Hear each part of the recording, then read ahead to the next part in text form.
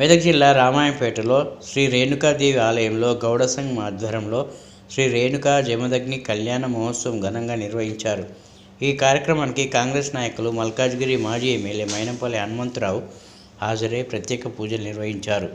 Congress party నాయకులు సుప్రభాతరావు, రామచంద్ర గౌడ్ తదితర Congress party నాయకులు ఉన్నారు.